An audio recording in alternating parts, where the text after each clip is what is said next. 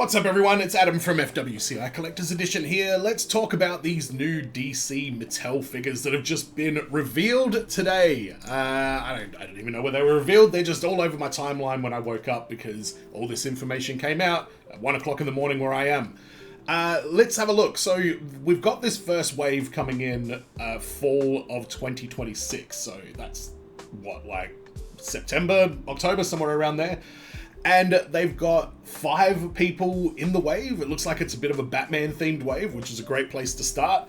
We've got Deathstroke, Joker, Batman, Robin, and The Flash, which is a pretty good first wave. But what they've announced with this is going to be the more child-focused, budget-friendly kind of wave. So less attention, less articulation, less detail than what the collectors will probably be looking for. And they have announced that the collector related stuff will be announced later on this year. So this is just our first taste of what Mattel is going to try and do with the DC license. And I've got some thoughts about it because I'm very big into the Mattel WWE figures, and I'm going to use some examples here to explain what I think is going to happen with these and what we're going to see from Mattel in the future. But if you're not subscribed, make sure you do. Leave a comment, use a hashtag, give me Psylocke, and when I hit 1,000 subscribers, I will put you in the draw to win Thanos and Psylocke. You have to take the Thanos, you can't just take the Psylocke. So quickly look at the photograph that we've got here.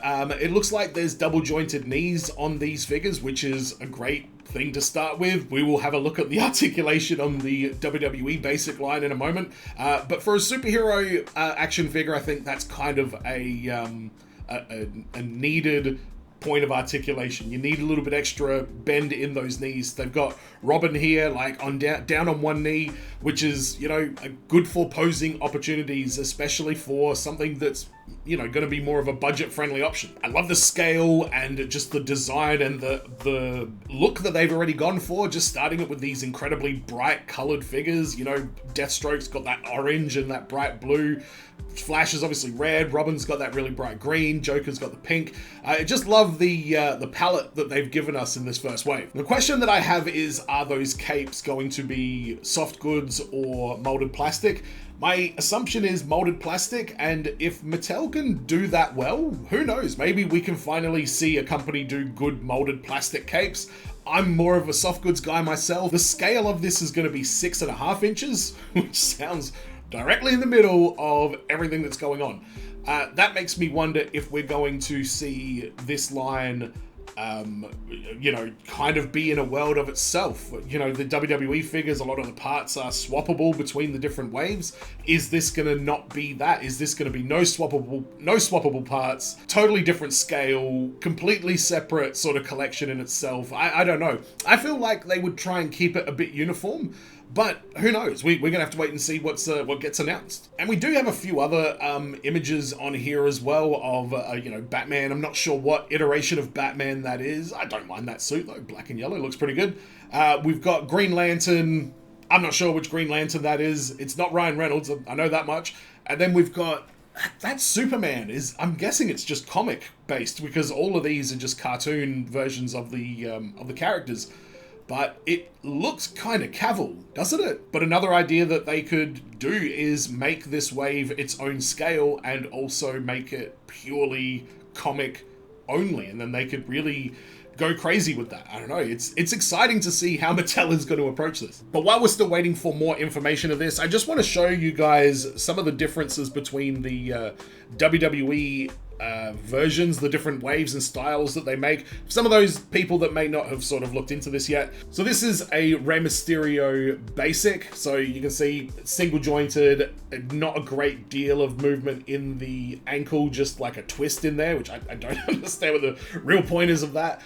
It's very, very basic, limited articulation, but the head does pop off. And you can swap it out with heads from the more deluxe versions of our boy Rey Mysterio, who I think just got injured, which sucks. That might be the end of his career, man. He's been gone for a long time. In Australia, they retail, I'm just going to give you Australian prices, they retail for about $20, I believe. Then we've got the Elite line, which is a bit more of this kind of thing. You've got a bit more waist articulation, you've got double jointed knees, you've got one thing that they haven't been doing well is putting these elbow pads on there. It kind of inhibits all of the articulation after that. But these Mattel ones actually look like they've got single jointed arms, and I've been seeing some good single jointed arms lately. I'm not gonna lie. I do love a good double joint, but I've been seeing, Hasbro and the Marvel Legends line making the single joints actually work lately. So as you can see, you can easily swap Rey Mysterio's masks over no matter what the version is. Then we've got the Ultimate Edition. This is my favorite line from the WWE figures, and I think this is probably more the articulation that we're gonna see when Mattel announces the collector versions of these, the more deluxe ones. Here's the deluxe Rey Mysterio. You can see it's got butterfly joints. It's got way more articulation in the midsection. It does have drop-down hips as well. Head pops off. This version actually came with a really cool accessory, which is a Rey Mysterio head connected to the hands, so you can make it look like he's pulling his mask on. I popped that accessory onto one of these plain-clothed Elite Rey Mysterios that I have. I got a lot of Rey Mysterios. That's how sort of out there some of those Ultimate Edition accessories are with Mattel. So they're not slouching. The last couple of years, especially with the Ultimate Edition line, they really have not been like dragging their feet. Every now and then we get an Ultimate Edition that doesn't come with much except for a couple of extra hands, and you know, I think we all know what that struggle is. But in terms of like some of the things that they're doing with it, like, I don't know, am I able to even do that with this one here? Alright, so Rey Mysterio's arms pop off, and I was going to quickly do a swap over, but I've already got him assembled. So same deal with this Rowdy Roddy Piper. The arms pop off, and then that jacket actually slides over. So if you wanted to put that leather jacket on Rey Mysterio and have the articulated leather jacket arms and everything, that is possible. So like I say, I think Mattel, really when Mattel, probably about 2 or 3 years ago, I made a decision that I was going to stop collecting like as many WWE figures as I had. I culled my collection right back, and you know, I've only got like certain pockets of it now. But it has been so difficult to break that habit because Mattel is really doing good work with their WWE line. And they're finally starting to get all the characters that I actually want in like Ultimate Edition and Elite form. So it's a hard habit to kick right now, but to me it is a pretty good indicator that when Mattel does start doing these DC action figures, that they're going to go all out. And yeah, I mean, the WWE figures don't need as much polish as they have. And I think we're going to see them really get crazy, get a little bit nuts even with the DC license. But let me know in the comments what your thoughts are on this upcoming Mattel DC line. Are you going to be getting it? Are you dialing back a little bit on McFarlane's in anticipation of this coming out? I know I certainly have. I think I might have bought my last McFarlane Toys DC figure when I got I think it was the Peacemaker was the last one that I got, with the one that comes with Eagly. If not that, it was like Catwoman and what's his name? If I can somehow find a Poison Ivy DC McFarlane Toys figure, then I'll probably get that one, but that's really the only grail figure that I have on my McFarlane list at this point. And I think McFarlane's did a pretty good job, but man, they are just all over the place with certain things, and the price point on McFarlane's has been absolutely mental, especially over the last 6 months. Those Fallout figures that came out recently, they retail in Australian dollary dues for about $100. The deluxe one with Lucy and dog meat, I'm pretty sure is $99 on shelves, which is fucking ridiculous for what you get in that figure. So I don't know what's going to happen with McFarlane. Their Mortal Kombat line, I'm starting to get a little bit curious about it, and that's really only because I was a